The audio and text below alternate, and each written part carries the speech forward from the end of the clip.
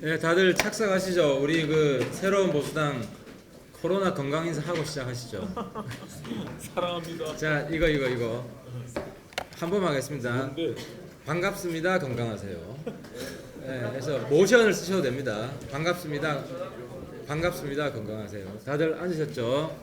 자, 하나 둘 셋 하면 시작하겠습니다. 하나 둘 셋.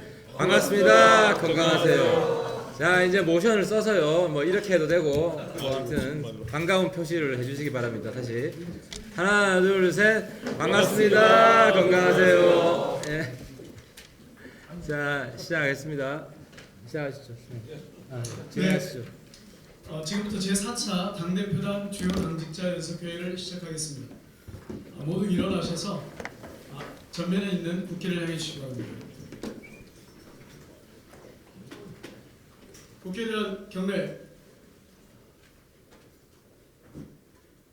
바로 이하 애국일에는 생략하도록 하겠습니다. 모두 착석해 주십시오. 다음은 임명장 수여식이 있겠습니다. 먼저 이제 청량공간 부위원회 부위원장 임명장부터 임명장 수여부터 진행하겠습니다. 예.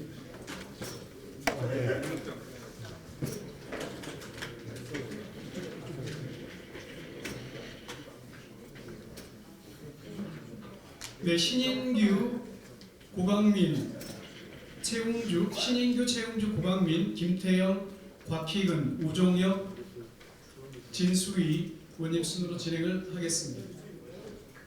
신인규.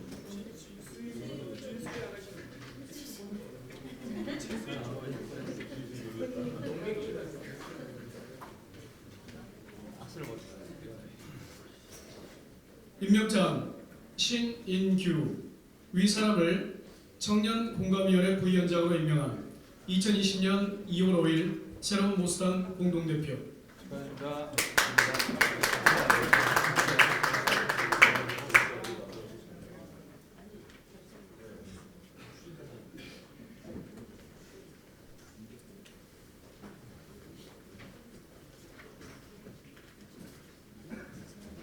임명장 최웅주 이하 내용은 같습니다.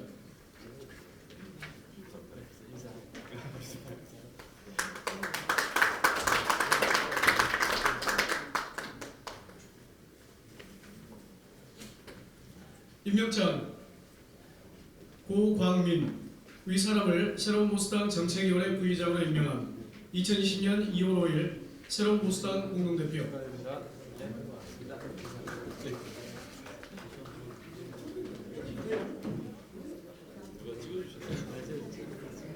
찍고 있죠? 네, 찍고 있어요.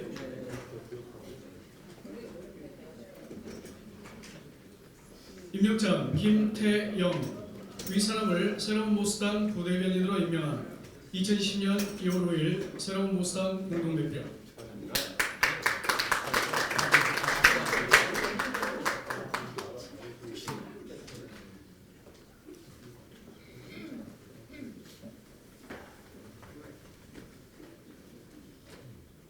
나오세요. 임명장 곽희근 이하 내용은 같습니다.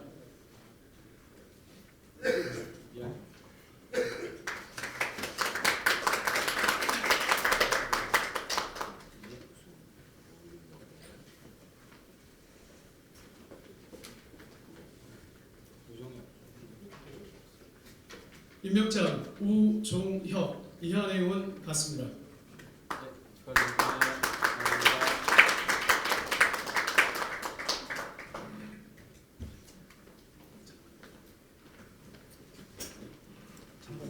진짜가. 진수장님 임명장 진수희 위 사람을 새로운 모스당 여성위원회 고문으로 임명함.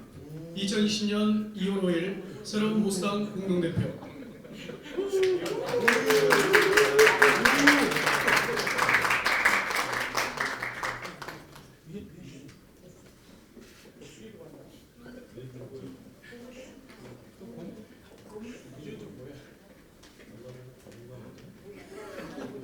임명장 민현주 이하 내용은 같습니다.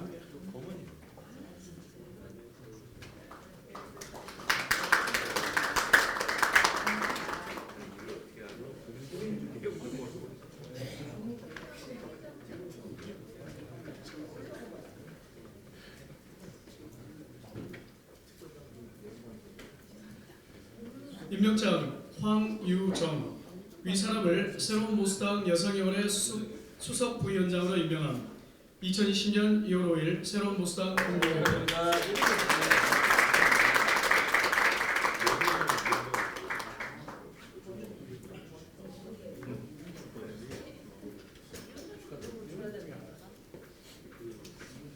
임명장 김정희 위 사람을 새로운 모스당 여성위원회 부위원장으로 임명함. 2020년 2월 5일 새로운 모스당 공동대표.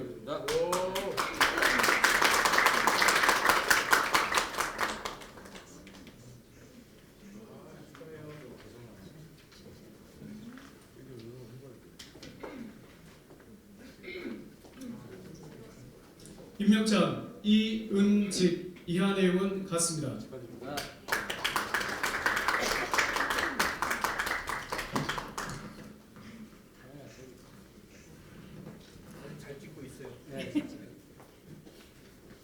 임명장 서윤희 이하 내용은 같습니다.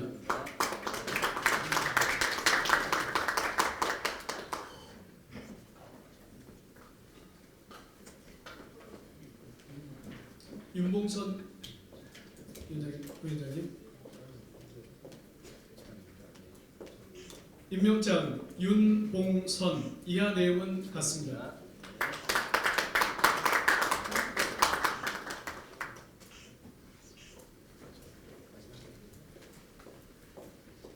유 회장.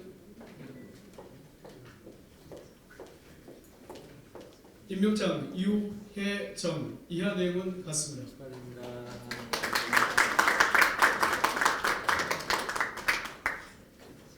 이상으로 임명장 수여를 마치고 이후 회의 진행은 책임 대표께서 진행해 주시겠습니다.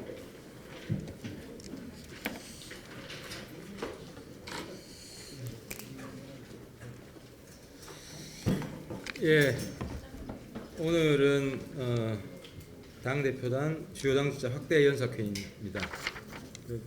모두 발언으로 현안 관련해서 말씀을 좀 드리겠습니다. 추미애 장관의 공소장 제출 거부, 지은 죄가 많아서 감출 것도 많습니다. 추미애 궤변은 사법개혁과 국민의 알 권리 차원에서 공소장 제출을 처음 지시한 노무현 대통령을 2번 우롱하는 것입니다. 추미애 장관이 울산 관건 부정선거 공소장 제출해달라는 국회 요구를 거부했습니다. 노무현 정부가 공소장 공개를 결정한 이후 전례가 없는 일입니다. 그만큼 울산 관건 부정선거의 진실 감추고 싶다는 증거입니다. 지은 죄가 워낙 많아서 감출 것도 많은 겁니다. 하지만 손바닥으로 하늘을 가릴 수 없습니다. 범죄 감출수록 문재인 정권의 몰락만 더 앞당길 뿐입니다. 법무부는 공정한 재판을 받을 권리를 위해서 공소장을 못 준다고 했습니다. 추미애 장관이 유시민 닮아갑니다. 유시민이 나올 수 있는 궤변을 법무부가 하고 있는 것입니다. 문재인 정권 집권 이후 국회에 제출한 적폐수사 공소장만 수백 건입니다. 그 수많은 공소장은 불공정 재판을 위해서 제출됐다는 것입니까? 또 공소장에는 개인 사생활 하나도 없습니다. 범죄와 관련된 사실관계만 명확하게 적시되어 있습니다. 왜 문정권이 말하는 공정과 인권은 늘 청와대와 친문에게만 적용됩니까? 추 장관 논리라면 처음 공소장 제출을 실시한 노무현 대통령은 불공정 재판과 인권 침해를 위해 이런 지시 내렸다는 게 됩니다. 이것은 추 장관의 탄핵 찬성에 이어 노무현 대통령 2번 우롱하는 것입니다. 또 공소장 제출 거부는 명백한 국회법 위반입니다. 국회 공소장 제출 거부, 추 장관 본인 단독 지시인지 밝혀야 합니다. 아니면 문 대통령이 직접 지시했거나 진중권 교수 주장처럼 추 장관 복화술사라는 최강욱이나 이광철이 시켰는지 명명백백 밝혀서 위법의 책임을 물어야 합니다. 한 가지 더 말씀드리겠습니다. 제가 오늘 이 회의 주제를 마지막으로 책임 대표 한 달이 되었습니다. 그래서 오늘 책임 대표 직을 자동적으로 사임하게 되었습니다. 다들 잘 아시겠지만 새로운 보수당은 당 대표의 독재를 막기 위해서 공동 대표단을 구성하고 한 달씩 돌아가면서 책임 대표를 맡기로 했습니다. 저는 국민과 한 약속을 지키기 위해서 오늘 책임 대표 자리에서 물러가고 공동 대표단의 일원으로 남게 됩니다. 새로운 보수당은 보수 재건과 혁신을 기치로 내걸고 출발했습니다. 지난 한 달은 그 가능성을 확인하는 시간이었습니다. 지금의 야권으로는 문재인 정권 폭주를 막을 수 없습니다. 새로운 보수당이 앞장서서 혁신 통합을 해야만 문 정권 심판할 수 있습니다. 저는 책임 대표에서 물러나지만 보수 재건과 혁신 통합을 위한 미랄이 되겠습니다. 반드시 4월 총선에서 문재인 정권의 폭주를 막고 야당의 압승을 가져오겠습니다. 그리고 차기 후임 책임 대표는 오늘 이 공개회의 끝나고 7인 비공개 대표단 회의를 해서 거기서 결정해서 발표를 해드리겠습니다. 하태경 대표 말씀이 있었지만 추미애 장관의 공소장 자료 제출 거부는 전례가 없는 일입니다. 제가 법사위 5년 있는 동안 이런 경우가 없었다는 점을 말씀드리고 그동안의 수사 방해, 외압으로 인한 그 수사 개입을 뛰어넘어서 이제 문재인 정권이 막가파식 독재로 가고 있다 이렇게 말씀드릴 수 있겠습니다. 법사위에서 그동안에 수많은 자료 제출 요구와 또 공소장 공개가 있었습니다. 다만 검찰이 보안 수사의 유지를 위해서 공소장 제출을 거부한 적은 있지만 법무부가 국회의 공소장 제출 요구를 거부한 것은 전례가 없는 일입니다. 그동안 국민적 관심이 큰 주요 사건의 경우 국회에 자료 제출 요구가 있을 경우 공소장이 공개돼 왔습니다. 국민이 무서운 줄 모르는 문재인 정권이 노골적으로 제 식구 감싸기와 사건 은폐에 나서고 있는 것입니다. 문재인 정권의 뻔뻔하기 짝이 없는 아나무인의 행태에 분노를 금할 수가 없습니다. 도대체 뭘 믿고 이렇게 막 나가는 것인지, 자기들 정권이 천년 만년 갈 것이라고 믿는 것인지 진짜 궁금합니다. 공소장 제출을 거부한 법무부의 답변 또한 가관입니다. 공소장 전문을 제출할 경우 사건 관계인의 사생활과 명예 등 인권을 침해할 우려가 있다는 말 같지도 않은 핑계를 늘어놓고 있습니다. 청와대 실세들과 경찰 관계자들이 일반 시민입니까? 국사를 다루고 사법 체계를 다루는 공인들입니다.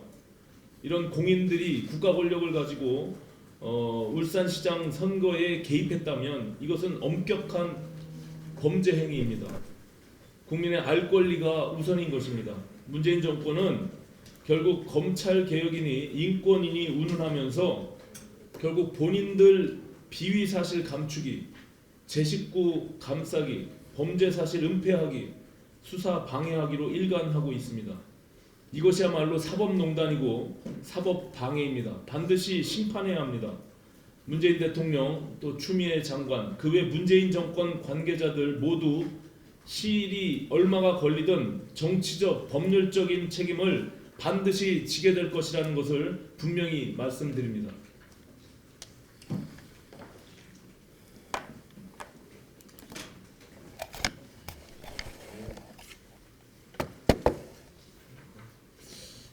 이번은 문재인 정부 경제 정책의 민낯이 드러나고 있는데 경고하고자 합니다. 우한 쇼크가 국민의 건강은 물론 우리 경제까지 어렵게 하고 있습니다. 중국 상하이 증시가 지난 3일 7.72% 폭락했고 최근 4년 이래 최대 폭락으로 하루 만에 약 4,200억 달러, 우리나라 돈으로 약 501조 원 규모의 시가총액이 사라졌습니다. 어제는 소폭 상승하기는 했지만 중국 증시의 영향으로 한국 증시마저 2100선이 무너졌다가 가까스로 회복되는 등 출렁이는 모습을 보이고 있습니다.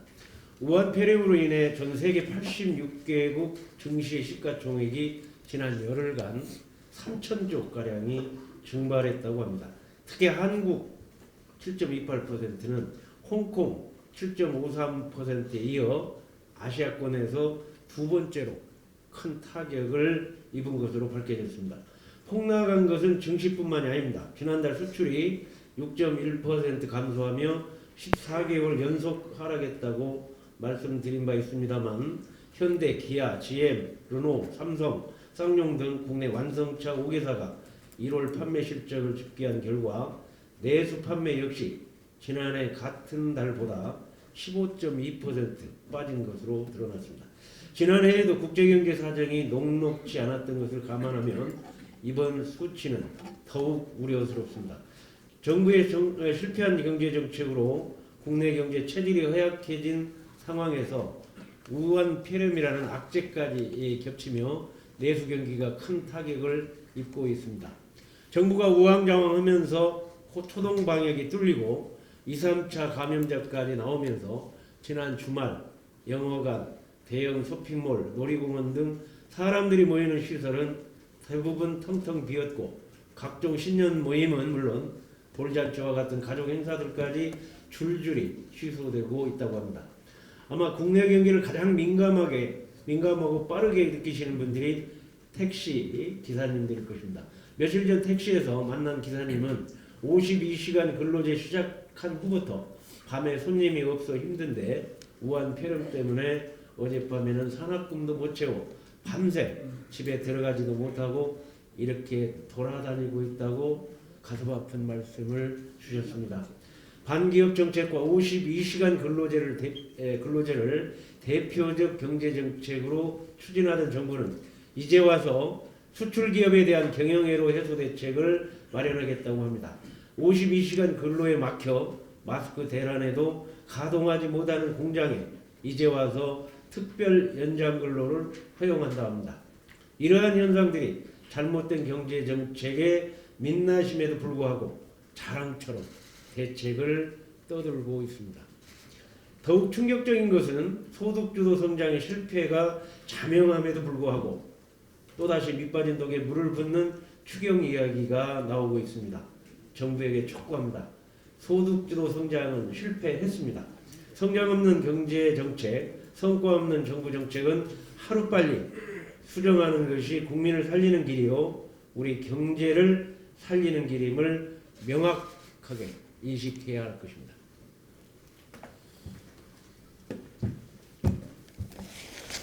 네, 두 가지 말씀드리겠습니다.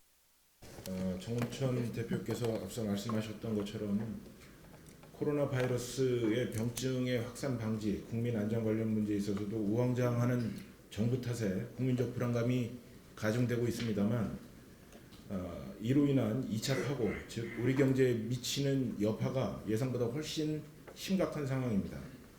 다들 외출을 자제하고 밖에 나가지 않으니 1차적으로는 골목상권, 소상공인들의 타격이 심각합니다.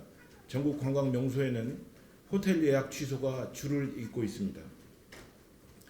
소주성 최저임금 인상 여파 등으로 취약해질 대로 취약해진 서민 경제이기 때문에 코로나 바이러스의 여파가 더 가혹하게 느껴질 수밖에 없습니다. 이뿐만 아닙니다. 여러 가지 경제 지표가 거의 최악의 수준을 나타내고 있습니다. 정부가 발표한 2019년 연간 산업활동 동향 결과에 따르면 전 산업 생산 지수가 0.4% 증가하는 데 그쳤는데 이는 통계 집계 이래 가장 저조한 수치라고 합니다. 설비 투자도 10년 만에 최대 감소폭을 보였습니다. 제조업 생산 능력도 1년 전보다 1.2% 감소했습니다. 이는 통계를 작성한 1971년 이후 최저치라고 합니다. 이렇게 나라 경제, 국가 산업 기반이 무너져 취약한 상황에 놓여 있는 이때에 코로나 바이러스가 바로 더 가혹한 상황을 만나게 된 것입니다. 중국에서 생산되는 부품의 중단으로 기아차는 감산에 돌입했고 쌍용차, 현대차는 일시 정지에 들어가는 상황입니다. 중국의 부품 생산을 의존하는 산업계 전반으로 이 위기감이 더 확산되고 있습니다. 정부의 특별한 관리가 없이는 줄줄 녹아내릴 위기입니다. 시진핑 방한 문제에만 정권의 온 신경을 기울이지 말고 국가 경쟁력의 핵심, 국민 생활의 기반이 되는 나라 경제 문제에 최우선의 역량을 기울여야 할 것입니다. 추미애 장관의 청와대 선거 개입 공소장 국회 제출 거부 외에 한 가지 더 지적할 문제가 있습니다. 며칠 전 법무부 장관이 신임 검사들에게 상명하복 문화에서 벗어나라는 주문을 했습니다. 자신에 대한 검찰의 항명을 운운하던 모습을 기억하는 국민은 의아할 따름입니다. 여기서 말하는 주문이 혹시 살아있는 권력, 청와대를 겨냥한 윤석열 검찰총장의 수사, 그 수사를 겨냥한 것으로 읽혀집니다. 법질서를 준수하고 법치를 지켜야 할 장관으로서 자신의 직무를 방기한 채 정권의 하수인으로서 자신의 정체성을 그대로 드러낸 것으로 읽혀집니다. 국민들은 윤 총장이 강단 있고 원칙을 지키고 있는 모습을 열렬히 지지하고 있습니다. 이런 상황에서 검사들에게 상명하복을 벗어나라고 하는 말은 정의감이 있는 국민들의 마음과 귀에는 결국 법 위에 군림하려는 무법정부, 법 위에 군림하려는 문재인 정부에게 무조건 복종하지 말라는 말로 메아리쳐 들릴 것입니다. 대통령이 만들겠다고 약속했던 경험해 보지 못한 나라가 이런 나라라면 경험하고 싶지도 않고 경험해서도 안 될 것입니다. 그 사람을 알아보려면 그 사람에게 권력을 주어보라는 링컨 대통령의 말을 인용하면서 저의 발언을 마치도록 하겠습니다. 이상입니다.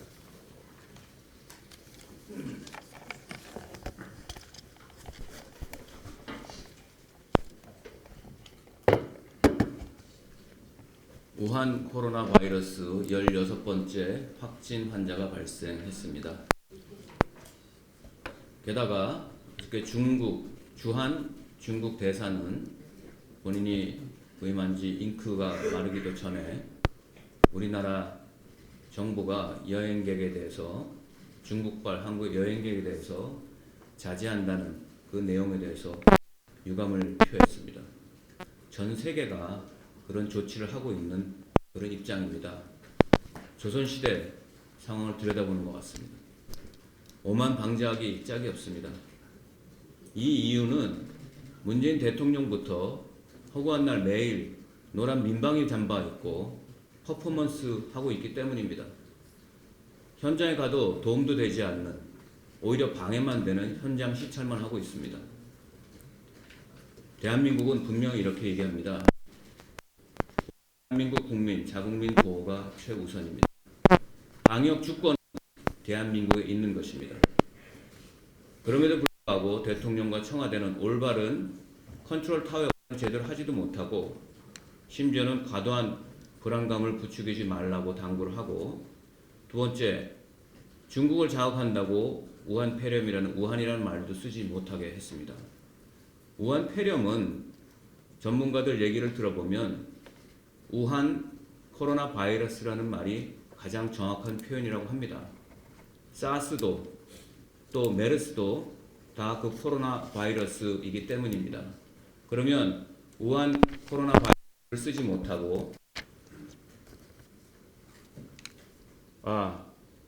2명이 추가 확진돼서 총 18명이라고 합니다. 그러면 새로운 코로나 바이러스가 신종으로 나오면 그때는 신종, 그 다음에 또 나오면 신종이라고 그렇게 피해가며 쓸 겁니까? 이렇게 뒷북치기로 불가능합니다. 또 중의 어려움은 우리 어려움이라고 했습니다. 물론 근린 국가에 대한 그런 인도적인 차원의 표현은 좋습니다만 그렇게 과도한 중국 기대기 그 이전에 자국민 보호에 최선을 다해야 됩니다. 하다가 지금 해결책이 나오지 않으니까 모든 책임을 정세균 총리에게 돌리고 있습니다. 한때는 정세균 총리를 또 제대로 해결하지 못한다고 공격을 하더니 이제는 정세균 총리에게 힘을 실어준다고 합니다. 이거는 비겁한 리더십입니다. 지금 청와대와 문재인 대통령 국민에게 솔직하게 이실직고할 거 이실직고 하시고 인정할 거 인정하고 실패를 자행하고 앞으로 어떻게 하겠다는 로드맵과 그 방안을 제대로 이해시켜 주는 것이 그게 대통령의 리더십을 찾는 유일한 길이다 이렇게 말씀드립니다.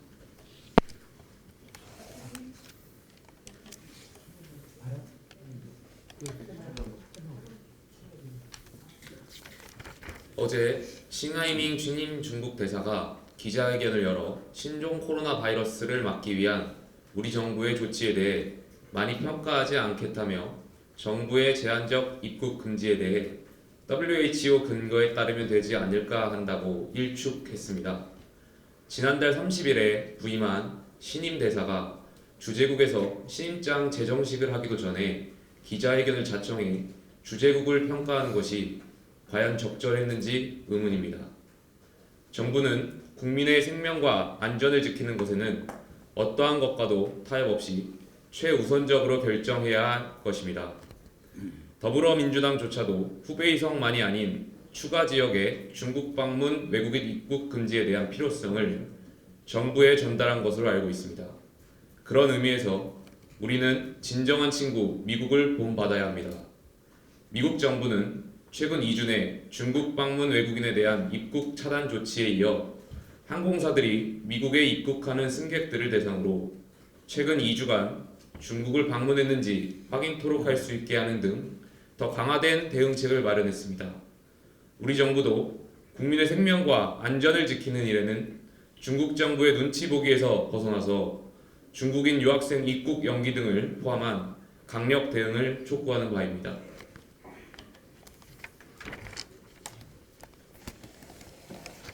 저도 코로나 바이러스 관련하여 한 말씀 드리겠습니다.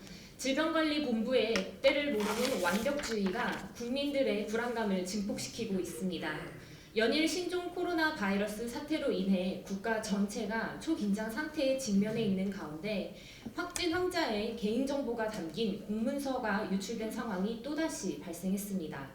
환자의 성씨, 나이, 성별, 거주지, 시간대별 이동 상황, 가족의 직업과 회사, 자녀들의 학교 등 가족들의 신상 정보 역시 함께 유출되었습니다. 개인정보를 유출시킨 사람의 명백한 잘못이긴 하지만 이 유출된 정보가 인터넷에서 급속도로 확산되는 이유는 중앙방역대책본부로부터 신속하게 정확한 정보를 제공받을 수 없는 국민들의 불안 심리가 작용된 것으로 사료됩니다. 잘못된 정보로 인해 피해가 발생할 수도 있는 상황이기에 정확한 정보를 제공하는 것은 중요합니다. 하지만 현재 우리는 확산 방지를 1순위로 해야 하는 전염병을 상대하고 있습니다. 바이러스가 비말로 인해 전파된다고 확인된 만큼 잔류하는 바이러스는 대개 하루 안에 소멸된다고 합니다. 이는 확진자가 머물렀던 시간으로부터 하루 내에 같은 장소에 있었던 시민들이 이를 빨리 파악해야 셀프 모니터링과 자발적 자가격리 등의 조치를 할 수 있다는 말입니다. 바이러스가 이미 다 퍼지고 나서야 이곳에서 정확하게 퍼졌다라는 식의 보고가 무슨 의미가 있겠습니까? 역학조사관의 부족 등 인력이 절대적으로 부족한 상황에서 기존의 종합적인 보고 체계만 고집할 것이 아니라 사실이 확인될 때마다 실시간으로 확인된 정보를 먼저 공유하는 등 질병관리본부가 보다 유연하고 적극적인 대처를 하여 국민들의 불안을 해소해 주는 것이 절실합니다. 이상입니다. 예, 우리 전 주주의 보건복지사관님께서